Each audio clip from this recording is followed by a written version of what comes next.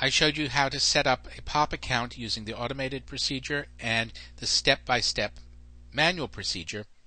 But what happens if you need to go back and make a change in the account? Here is the information that I've typed in for this account. It's in 3 tabs. This you've seen before. This was the SMTP outgoing mail server. I have behaviors that I can set for this account, and those have to do with when I erase, let's say, sent messages, messages that go into the junk mailbox, which we'll talk about later. We'll be very happy to delete them when they're 1 day old. And the reason you might want to delay on that is that sometimes if the junk mail filter doesn't work properly, you may want to give yourself a day to check through it. I happen to have a number of mail filters, so when we talk about junk mail, we'll talk about what the risks are in the various settings. And when I delete a message, again, the same thing. Do I want a grace period? Yeah, I'll physically delete them when they're 1 day old in case I want to undelete something. So those are the behaviors for the mailbox that I've created here, and notes, again, we'll talk about that separately. Here's the tab that you may have to worry about, the Advanced tab.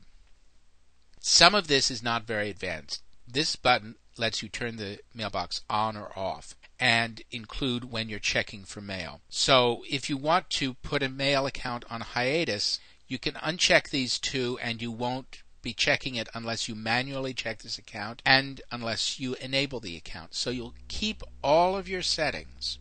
And there are reasons you might want to do this.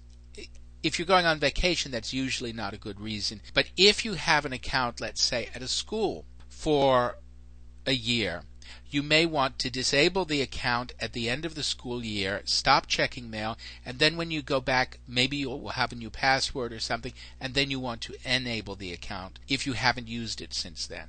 So these features let you turn it on and off. And this one is important, whether or not you remove the mail from the server after retrieving a message.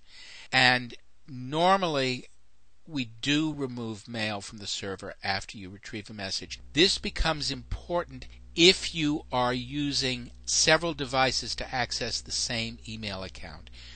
Typically what you want to do is, if one device is primary, have that one remove mail from the server. It still is stored locally, but that is the one that will remove it from the server, because if you check with any other device, such as a smartphone, you'll read the mail, but it won't be removed from the server. So it'll be removed from the server when you read it on your desktop computer and download it there. So that's something you may want to play around with, but that's the reason why this matters. It matters really only if you have multiple computers accessing the mail server.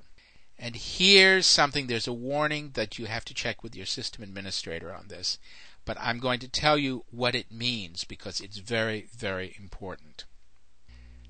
You have a password, and when you authenticate it, do you want to change the way in which it is authenticated? Do you want it sent in an encrypted form using a secure socket layer?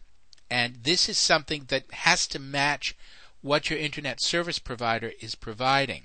And some of the problems that we've gotten into with spam over the years have to do with the fact that outgoing mail servers, the servers that you use to send mail, typically were not protected with passwords until fairly recently. So that's where we start getting into some trouble. And if I look here in the outgoing mail service, such as this one, I have an Advanced tab here, and this is really the one that is most frequently needs to be checked, because this one, typically for outgoing mail, you'll notice there's a none option. Many outgoing mail servers not only do not require you to use encryption or a secure sockets layer for sending a password to the outgoing mail server, many of them in fact will not allow you to use a password or encryption or a secure sockets layer to the outgoing mail server. And the vendors who typically do not support passwords for outgoing mail servers are cable internet service providers. And the reason is, or the logic is, the theory is, that the cable company knows where you are coming from to get onto their outgoing mail server, because you have to go through the cable modem. And they know where that cable modem is because it's at the other end of the cable. It goes out the door of their building and through hill and dale, and it winds up in your parlor or in your office. However, with the advent of wireless networks, we can no longer be certain that the person accessing the cable modem is the person who's paying the bill for that account, because if there's an unsecured wireless network, it could be someone in the street. So when you're shopping around for an internet service provider, look for one that provides password protection using SSL on the outgoing mail server, and you will probably find that there's a password, and you want to use SSL on the password for the incoming mail server, because if you're sending passwords in the clear, then people can catch them if they intercept the transmission, and we're back to the need to secure wireless networks. If your cable provider or other internet service provider does not provide security on the outgoing mail server, you have to be careful, but you may not have a choice, and you can please ask them to put security on. So those are the details of setting up a POP account automatically or step by step, or modifying information once it has already been set up. Now let's do this whole thing over for IMAP accounts.